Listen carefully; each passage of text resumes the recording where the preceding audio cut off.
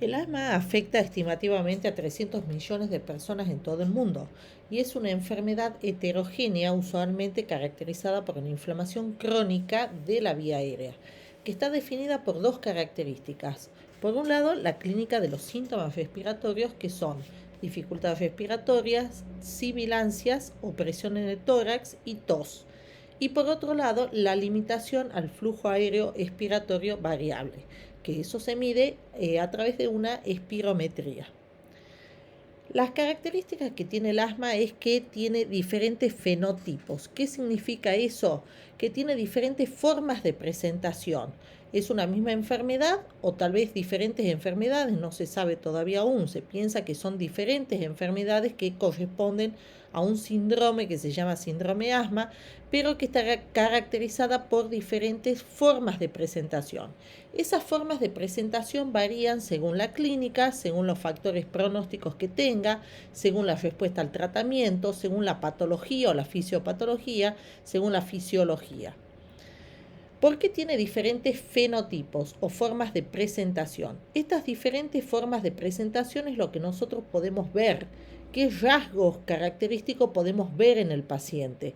Pero detrás de esto subyacen ciertos mecanismos moleculares o endotipos que dan a las típicas características fenotípicas de cada paciente. Pero hay pacientes que tienen algún fenotipo que pueden corresponder a dos mecanismos fisiopatológicos diferentes o a dos mecanismos moleculares. A eso se le llama endotipo. Estos endotipos son consecuencia de una serie de características genéticas que traemos desde el nacimiento y que por influencia de ciertas condiciones ambientales como ser alergenos, microbios, el tabaco, las poluciones atmosféricas, ciertos tipos de dietas, el estrés, la obesidad, hacen que en los genes son siempre los mismos, las características genéticas que tenemos son siempre las mismas, pero estos cambios o estas exposiciones ambientales, digamos, hacen que algunos genes se expresen y otros genes no se expresen. La expresión de ciertos genes va a llevar a lo que se llama el transcriptoma. Esa expresión de ciertos genes o no genes o no la expresión de genes debido a factores ambientales es lo que se llama el epigenoma o la epigenética, que es lo que va a hacer que una persona pueda tener un cierto endotipo o cierto otro tipo de endotipo, es decir, un tipo de inflamación característica molecular u otro tipo de inflamación característica que cuando lo vemos al paciente con ciertas características que son visibles es a lo que le llamamos los diferentes fenotipos. Así podemos ver, la inflamación del asma es muy compleja, pero la inflamación principal se debe, entre ellos, a alergenos. Por ejemplo, la inflamación por el contacto con alergenos, con virus, bacterias, el humo de tabaco, con ciertas partículas de polución ambiental, pueden hacer que se produzca una inflamación a partir de una célula del linfocito que se llama TH2. Ese linfocito TH2 lo que hace va a producir un aumento de los eosinófilos, tanto en sangre como en el tejido de la vía aérea. Y el eosinófilo es la célula principal que va a llevar a desencadenar todo lo que es la inflamación de la vía aérea, el broncoespasmo y la remodelación de la vía aérea. Pero por otro lado, este TH2 lo que hace es liberar una serie de anticuerpos que se llaman IgE y que eso lo podemos medir al IgE. Cuando el IgE está alto, nosotros decimos que ese tipo asmático, ese tipo de inflamación, es un asmático eosinofílico porque tiene aumento de los eosinófilos, pero al tener aumento de anticuerpos por IgE alto, decimos que es un asmático eosinofílico alérgico o atópico. Pero después hay otras vías de los alergenos o todos, especialmente más que alérgenos de virus, bacterias o poluciones ambientales, que hacen que se produzca una activación o una hiperactivación de otras células que se llaman ILC2, que son células linfoides innatas, son del sistema inmune innato y no adaptativo como ocurre con el TH2 que deriva en la formación de anticuerpos como la IgE. En este caso se activa otro mecanismo celular que es la activación del sistema innato a través del ILC2.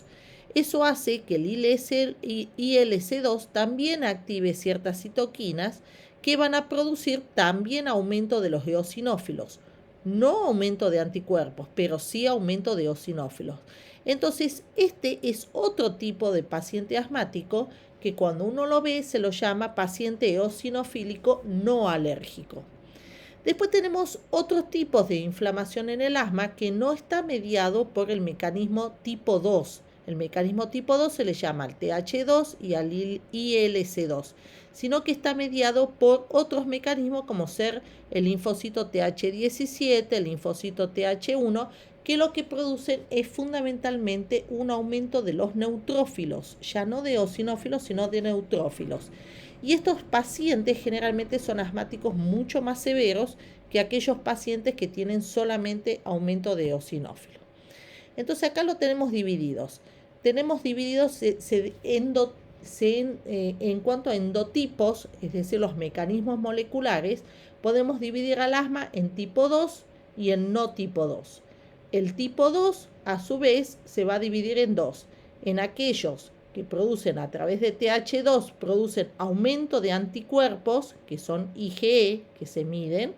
A esos le vamos a llamar asma eosinofílica atópica. Pero también tenemos un mecanismo tipo 2, pero a través de las células innatas, linfoides innatas, que se llaman ILC2, que también van a producir aumento de eosinófilos, pero no de anticuerpos. A esa se le llama asma eosinofílica no atópica. Y luego tenemos la no tipo 2, mediada por las células TH17 o las TH1, que van a producir aumento de los neutrófilos. Por lo tanto, a esto se le llama asma neutrofílica, y muchos de estos casos no son solamente neutrofílicas, sino también se les llama pausigranulocítica, porque no tienen ni siquiera aumento ni de eosinófilos ni de neutrófilos. Por lo tanto, ¿cómo lo vemos al paciente? Esto es el endotipo. ¿Cómo es el fenotipo de estos pacientes? El fenotipo de estos pacientes, el de tipo 2, TH2, suelen ser un asma de inicio en la infancia, que están asociadas con otras enfermedades alérgicas como dermatitis atópica, rinitis, que suelen responder al tratamiento con corticoides, y en donde el papel crucial de la citoquina más importante, las citoquinas son los mediadores que hacen que aumenten los eosinófilos, es esta citoquina que se llama IL-5, en donde la IL-5 activa los eosinófilos y que ha supuesto el desarrollo de dos tratamientos con tratamientos biológicos, se llaman, o anticuerpos monoclonales para su tratamiento, como mepolizumab, reslizumab, benralizumab, etc. Después tenemos el asma tipo 2 a través mediadas por la ILC2, que suele estar asociada fenotípicamente con un asma de inicio en la edad adulta, que está asociada con rinosinusitis crónica, con poliposis nasal, y que suele ser más grave. Es un asma mucho más severa y en donde la eosinofilia pulmonar persiste a pesar del tratamiento con los corticoides inhalados, y muchas veces se requieren corticoides sistémicos para tratar la enfermedad. Y luego tenemos el asma no tipo 2. No hay un consenso de cuánta cantidad de neutrofilia en el esputo tenemos que tener para definir un asma no tipo 2, pero suele ser un asma mucho más grave, de peor control, tiene poca respuesta al tratamiento con los corticoides, no son candidatos a los tratamientos biológicos, como en el caso del asma eosinofílica, y hasta ahora la mejor herramienta para poder diagnosticarlo es que no tenga marcadores de asma tipo 2. ¿Cuáles son las características principales entonces del asma? Tenemos una genética que ante ciertas exposiciones ambientales vamos a presentar pacientes que tengan inflamación de la vía aérea, inflamación bronquial, una hiperreactividad en los bronquios, eso provoca espasmo bronquial o broncoespasmo, y obstrucción de los bronquios. Y los síntomas típicos que va a provocar esto son tos sibilancias, opresión en el pecho y disnea o sensación de falta de aire. Entonces, ¿cómo lo diagnosticamos al asma? El asma es una de las pocas enfermedades que el diagnóstico se hace con la clínica y el interrogatorio. El asma se diagnostica en base a la clínica, es decir, el paciente que tenga los cuatro síntomas cardinales, que son disnea, dolor torácico, sibilancia y tos. Tenemos que preguntarle los antecedentes, si tiene antecedentes personales o familiares de asma o de otras atopías, y qué desencadenantes tienen esos síntomas. Si es con el ejercicio, si tiene los síntomas con el aire frío, con olores o perfumes fuertes, con el humo de tabaco, a pólenes o polvo por ácaros, a pelo de perro y gato, a ciertos alergenos, etc. Entonces, tenemos que tener en cuenta para hacer el diagnóstico de asma signos y síntomas, antecedentes y desencadenantes.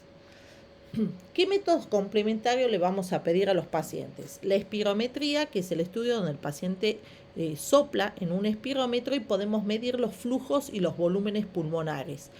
En donde en la espirometría podemos encontrar, si el paciente está con una obstrucción bronquial, podemos encontrar un patrón obstructivo en la espirometría. Y le administramos un broncodilatador y observamos si el paciente responde al broncodilatador o no. Pero no siempre el paciente tiene obstrucción, porque un paciente que está asintomático, por más que tenga diagnóstico de asma y en este momento no está con una crisis, no está con una exacerbación, yo le hago una espirometría y puede ser normal. Por eso no es criterio diagnóstico, sino que nos sirve la espirometría para determinar cuánto está soplando el paciente. Por ejemplo, un paciente que sopla un valor que se llama FB1 menos de 60%, cuando está estable, no está en crisis, se dice que es un paciente que puede tener mayor factor de mal pronóstico que aquel paciente que tiene una espirometría normal de base. Y la espirometría nos permite ir chequeando al paciente los controles sucesivos, especialmente en el tratamiento, para saber si vamos a tener que ajustar o no el tratamiento en ese paciente. Este otro estudio, que es la medición del PEF. El PEF es un medidor que se llama de pico flujo expiratorio, que es un medidor individual para cada paciente, en donde el paciente puede soplar en este aparato y hacer un registro de las mediciones diarias. Entonces se le avisa al paciente si él tiene durante una variación diaria mayor del 20% de sus niveles basales durante 2-3 días. Entonces se le dice que avise al médico, porque es un buen predictor de que el paciente, cuando va deteriorando su PEF, puede estar ingresando en una crisis o en una exacerbación de asma. La radiografía de tórax, ¿cuándo le vamos a pedir? Cuando sospechamos que el paciente puede tener complicaciones, por ejemplo, un neumotórax o, por ejemplo, una neumonía. Pero si no, de rutina, no es para pedirle. Solamente en el diagnóstico inicial le pedimos, cuando no lo conocemos al paciente y lo vemos por primera vez, sí le pedimos para descartar otras patologías. Entonces, ¿qué hacemos con el paciente? El paciente llega a la primera consulta, lo primero que tenemos que hacer, le diagnosticamos si tiene asma o no, y tenemos que ver los diagnósticos diferenciales. Seguidamente vamos a evaluar la severidad, cuánto de severo es su asma. Y en tercer lugar, le vamos a indicar el tratamiento. Los tratamientos para el asma constan de corticoides inhalados, budesonida, fluticasona, mometasona. Después tenemos los broncodilatadores. Los broncodilatadores que tenemos, los beta-2 agonistas de acción corta, los que llamamos SABA, que es el salbutamol, y los de acción prolongada, que es el formoterol, salmeterol, bilanterol, a los que llamamos LABA. Generalmente estos dos vienen asociados, porque no está permitido usar un LABA, una acción prolongada, solo sin corticoide inhalado en un paciente con asma. Tenemos que usar siempre el tratamiento de base en el paciente con asma, es el corticoide inhalado, que lo pondremos usar o no asociado a un LABA. Y el SABA lo usaríamos solamente de rescate o en caso de necesidad. ¿Por qué tenemos que usar los corticoides? Porque los corticoides permiten una supresión de la inflamación. Fíjense ustedes, normalmente el estímulo inflamatorio, ¿qué es lo que hace? El estímulo inflamatorio, por ejemplo, un antígeno o partes del antígeno, ingresan al núcleo, esta es una célula, ingresan al núcleo de la célula del epitelio bronquial, y activan esta enzima que se llama histona acetilasa, que lo que hace hace que la acetilasa es como que se abra, se permite abrirla la cromatina y eso produce una activación o una mayor expresión genética de genes inflamatorios. Por lo tanto, aumentan los procesos inflamatorios. Cuando yo doy un corticoide inhalado, lo que hace el corticoide inhalado se transcribe, se transmite hacia el núcleo de la célula y lo que hace, activa lo que se llama la histona desacetilasa. Eso permite que la cromatina se cierre. Entonces hace una represión genética o inhibe toda la expresión genética de esos genes inflamatorios, por lo tanto disminuye la expresión de esos genes inflamatorios y disminuye la inflamación. ¿Por qué siempre lo asociamos al corticoide inhalado con un broncodilatador de acción prolongada o LABA, que son los de acción prolongada de 12 o 24 horas? Se usan en forma conjunta. ¿Por qué? Porque hacen que el aumento, el uso del LABA hace que aumenten los receptores para el corticoide y permite que el receptor del corticoide tenga un mayor estímulo funcional para que el corticoide logre unirse al receptor y logre entrar a la célula. Es decir, que tiene un efecto sinérgico. Tanto el corticoide inhalado, que aumenta la sensibilidad y la cantidad de receptores de LABA, como el LABA, que aumenta la sensibilidad que tenemos de los receptores para el ingreso del corticoide dentro de la célula. Entonces, ¿qué hacemos? Ya tenemos el diagnóstico de asma en nuestro paciente. Seguidamente lo que tenemos que evaluar la severidad para indicarle el tratamiento por primera vez. ¿Cómo evaluamos la severidad? En base a los síntomas diurnos que tiene el paciente. Entonces vamos a decir que tiene menos de un día por semana, o si tiene más de un día por semana, o si tiene síntomas diarios que afectan la actividad, o si tiene síntomas continuos o crisis frecuentes. En cuanto a los síntomas nocturnos que presenta y en cuanto a la función pulmonar. Entonces yo puedo decir que mi paciente es leve. Actualmente ya se ha sacado la definición de intermitente, se los pone estos dos como leve, y persistente moderado, persistente grave, para yo saber con qué tratamiento voy a iniciar el tratamiento. Una vez que ya tengo el tratamiento, ¿qué hago? Empiezo a controlarlo al paciente. Lo llamo a los 3 meses o a los 6 meses y le evalúo el control de los síntomas. El paciente tiene controlado los síntomas o no tiene controlado, ajusto el tratamiento. El próximo control del paciente, vuelvo a evaluar el control de los síntomas. Está controlado el paciente, ajusto el tratamiento. Y así sucesivamente a partir de que yo ya le di el tratamiento inicial. Entonces, ¿qué es control de los síntomas? ¿Qué es lo que tengo que evaluarle al paciente cada vez que llega el paciente a la consulta? Yo evalúo dos cosas en los pacientes asmáticos. Evalúo el control del asma o el control sintomático, en donde se evalúa el último mes. ¿Qué le pregunto al paciente? Usted en el último mes, ¿cuántos síntomas diurnos tuvo durante el día? Si han sido más de 2 veces por semana, tengo que poner sí o no. ¿Tuvo despertares nocturnos por síntomas de asma en el último mes? ¿Usó un SABA o un salbutamol más de 2 veces por semana en el último mes? ¿O tuvo limitación de las actividades físicas por asma o sus actividades habituales en el último mes? Si el paciente no contesta que no en ninguno de ellos, está bien controlado su asma. Si tiene uno o dos de ellos, está parcialmente controlado. Y si tiene 3 o 4 de ellos, está no controlado. En base a esto, si está bien controlado, parcialmente controlado o no controlado, yo voy a saber qué actitud tomo con la medicación que le estoy dando al paciente. Y la otra cosa que le pregunto al paciente que tengo que evaluar son lo que llamamos riesgos futuros. Los riesgos futuros son los riesgos de morbimortalidad que puede tener este paciente. ¿Qué cosas pueden tener riesgo futuro a estos pacientes que tengan crisis o exacerbaciones de asma?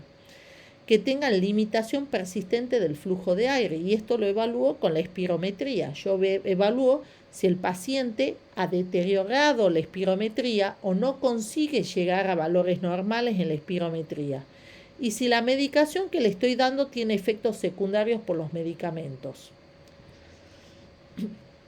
¿Qué son estos factores de riesgo? ¿Por qué estos factores de riesgo? ¿Por qué evalúo las exacerbaciones? Porque yo tengo que evaluar, porque todo esto que aumenta las exacerbaciones puede aumentar la mortalidad por asma.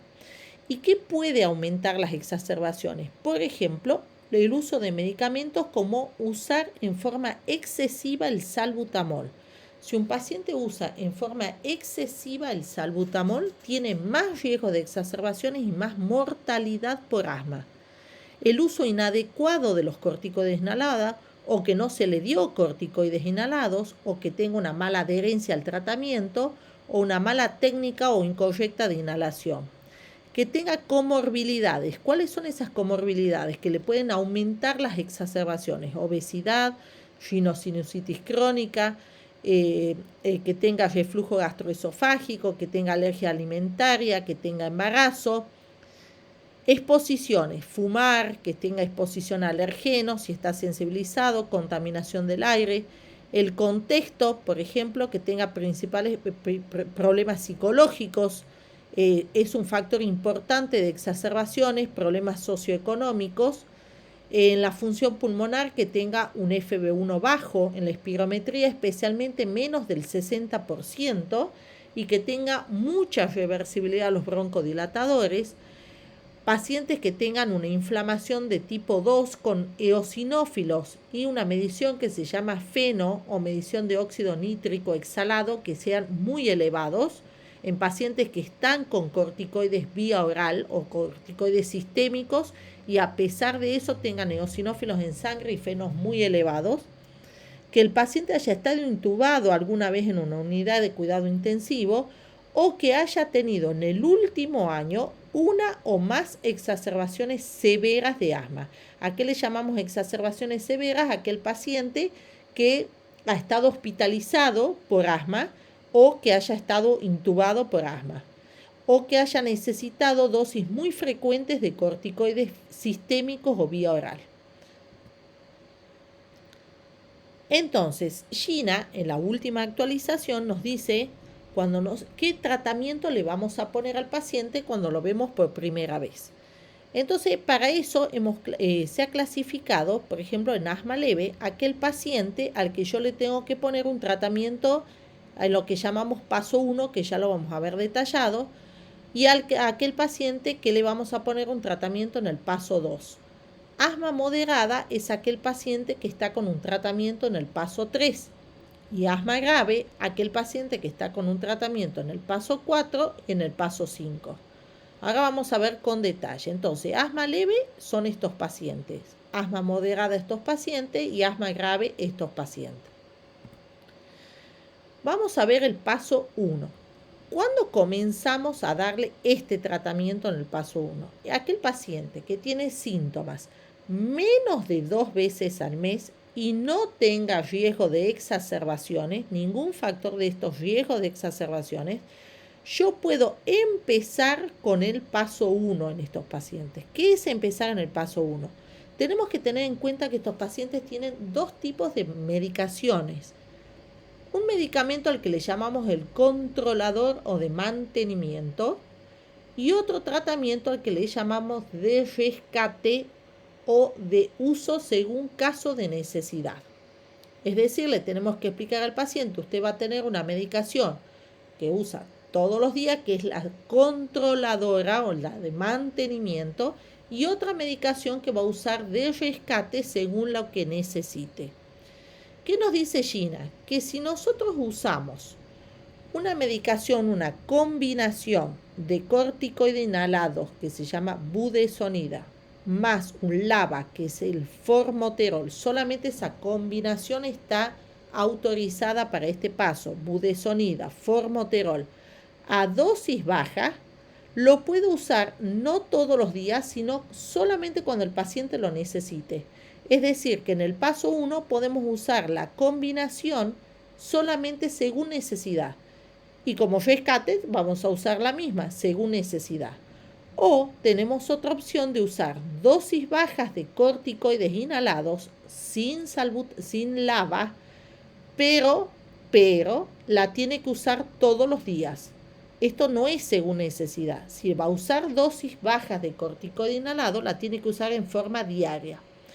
¿Cuál es el problema de estos pacientes en el paso 1? Que son pacientes muy leves, que no tienen síntomas todos los días y tienen muy pocas veces, a veces al año, síntomas, o a veces en periodos estacionales, a veces 3 meses y después no vuelven a tener más, a veces tienen 3 veces por año. Entonces, generalmente estos pacientes que tienen tan pocos síntomas, decirles que tomen una medicación todos los días, primero el paciente no lo cumple, no lo hace porque no lo necesita, y entonces es mejor en estos pacientes darle un medicamento que ellos sepan que lo pueden usar en caso de necesidad, y nosotros nos aseguramos de que le estamos dando un corticoide inhalado y un formoterol, y que con esa medicación de rescate solamente según necesidad el paciente va a evitar entrar en una crisis. Entonces, si usamos en este paso corticoide inhalado, budesonida, formoterol según necesidad, no vamos a necesitar otro rescate que el mismo corticoide, budesonida, formoterol según necesidad. Pero si le vamos a indicar un corticoide inhalado a dosis bajas diarias, que nos tenemos que asegurar que el paciente lo haga todos los días, de rescate le vamos a indicar un SABA o un salbutamol según necesidad. En el paso 2, ¿con quién vamos a empezar en el paso 2? En el paso 2 empezamos con aquellos pacientes que tengan un poco más de síntomas de asma o de necesidad de rescate ya 2 veces al mes o más, pero que no hayan tenido criterios de riesgo de exacerbaciones. Entonces estos pacientes también volvemos a lo mismo. Igual que en el paso 1, nos está permitido usar budesonida, formoterol según sea necesario, o ya indicarle al paciente dosis bajas todos los días de un corticoide inhalado. En el caso que le demos un corticoide inhalado todos los días, tenemos que darle un SABA de rescate. Pero si le damos budesonida, formoterol según necesidad, va a usar el mismo dispositivo según como lo necesite de rescate. Ahora entramos al paso 3. El paso 3 ya es el paciente moderado. Entonces, ¿cuándo comenzamos con un paso 3? Cuando el paciente ya tiene síntomas la mayoría de los días.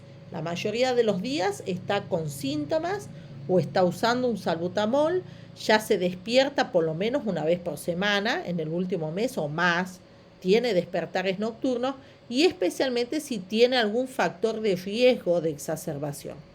Entonces, este paciente ya iniciamos el tratamiento con un corticoide inhalado más un LABA.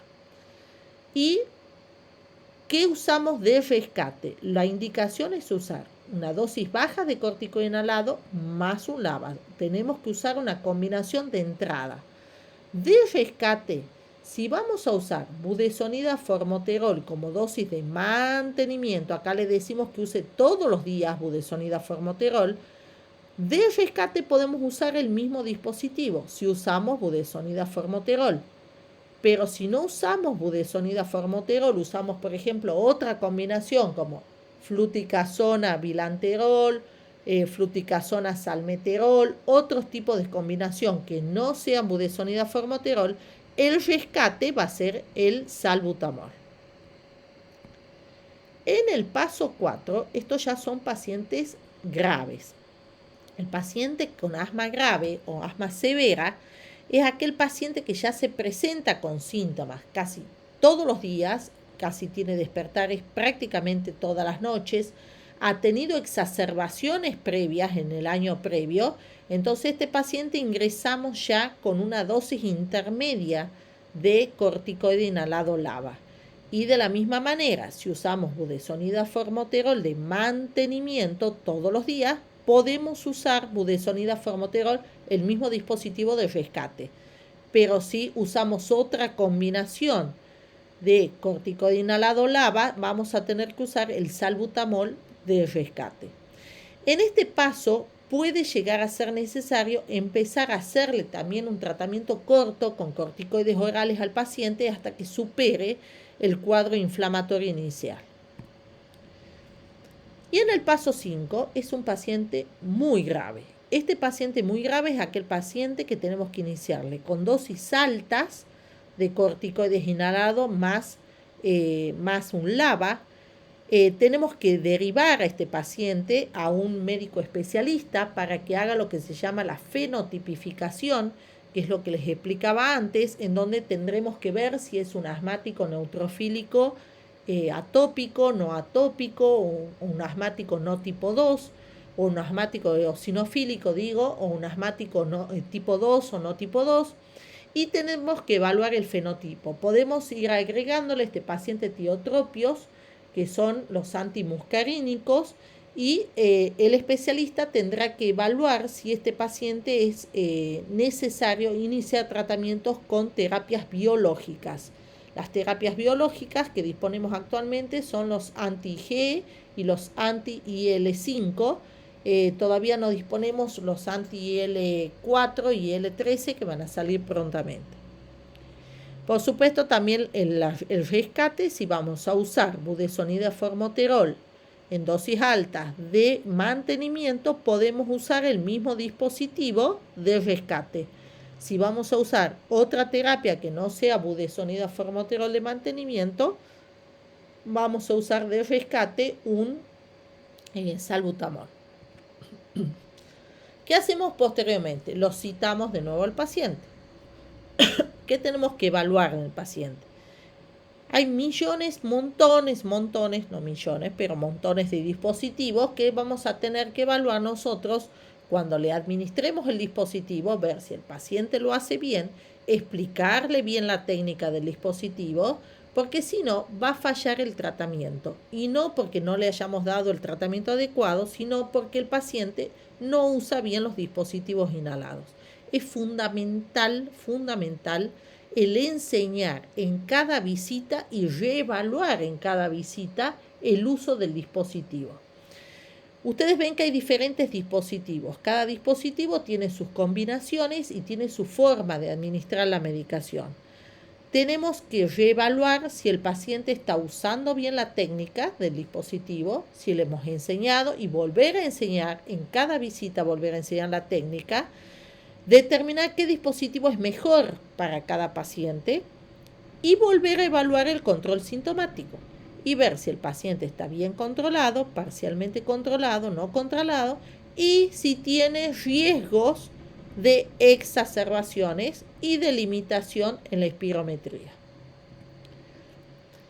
Entonces, ¿con qué frecuencia tenemos que revisar el asma? Tenemos que programar las visitas de control.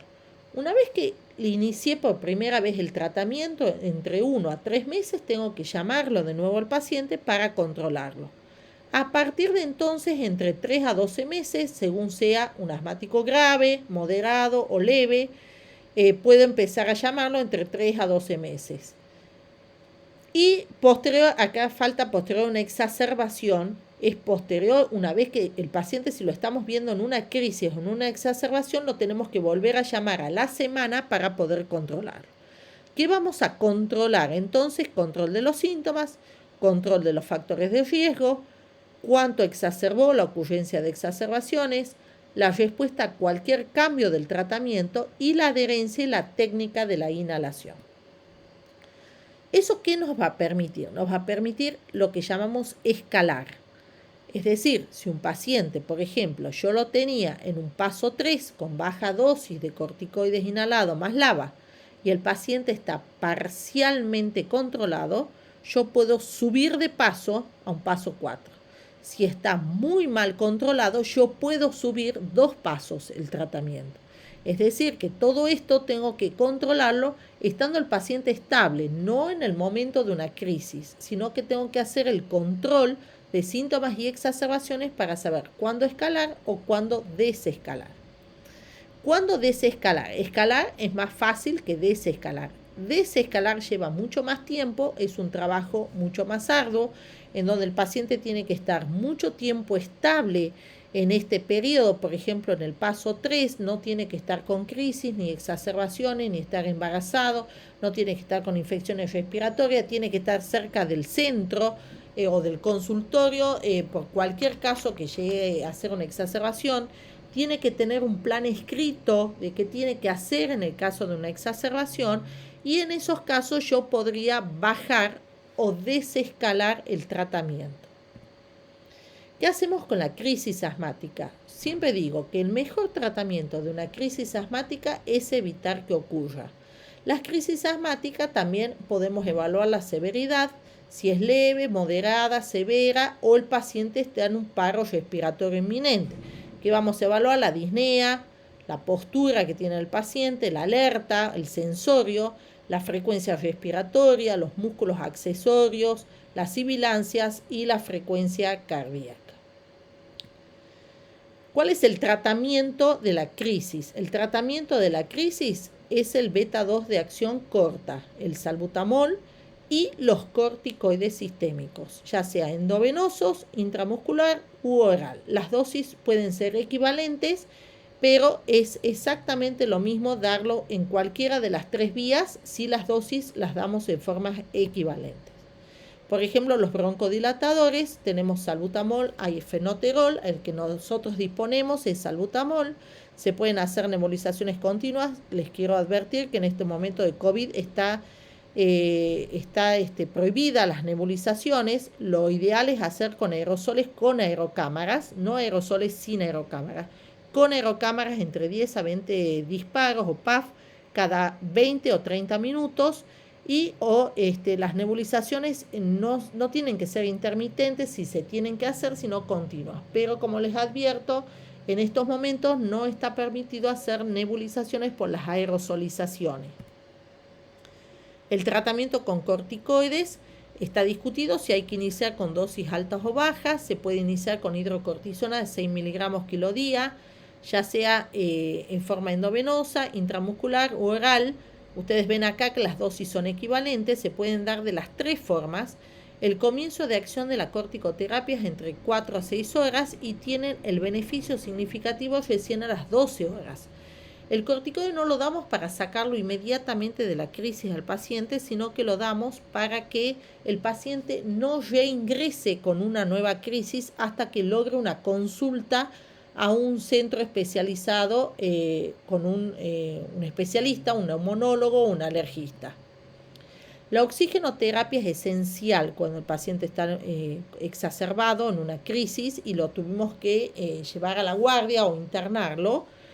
Tiene que ser con cánula máscara, y la saturación, tenemos que conseguir una saturación más de 90% en adultos y más de 95% en los niños. Aun cuando no podamos medir la oximetría, siempre es conveniente un paciente con crisis asmática que tenemos que ponerlo en la guardia o internarlo, ponerle una máscara de oxígeno. El consumo ¿por qué el oxígeno más de 95% en niños? Porque el consumo basal de oxígeno en niños es 3 veces menor que en el adulto y poseen una reserva de oxígeno menor. Hay que tener cuidado que en pacientes muy severos, muy severos, el oxígeno al 100% puede llegar a provocar una hipercapnia y depresión respiratoria. Por eso hay que siempre tratar de medir saturometría y administrar los broncodilatadores. ¿Cuándo lo tengo que llevar a terapia intensiva al paciente? Cuando tiene una espirometría con un FB1 menos de 30%, cuando está usando músculos accesorios, cuando está con respiración paradojal y aleteo nasal, cuando tiene fragmentación de la palabra, cuando tiene una frecuencia respiratoria más de 40 por minuto o al contrario, una bradipnea, cuando tiene arritmia, una frecuencia cardíaca más de 120 por minuto, cuando tiene alterado el sensorio, cuando está con una hipoxia severa o hipercapnia o acidosis o cianosis, cuando tiene un gran deterioro el paciente o cuando está con un inminente paro respiratorio.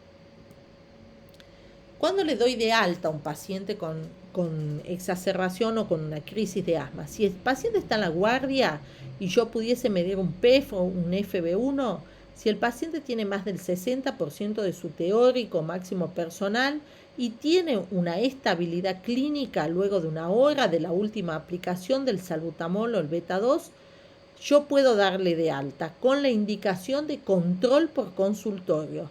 Y en internación, cuando el paciente, por supuesto, también tenga espirometría o un PEF, si pudiese medirlo más del 60% del teórico, el máximo personal, y que tenga estabilidad clínica por lo menos de 24 horas ya con una medicación oral. Entonces, ¿por qué tenemos que identificar el mejor tratamiento para los pacientes? Porque el asma sin control aumenta el riesgo de exacerbaciones, aumenta las visitas a salas de emergencia, aumenta las hospitalizaciones, aumenta el costo por asma, la mortalidad y la morbilidad por asma.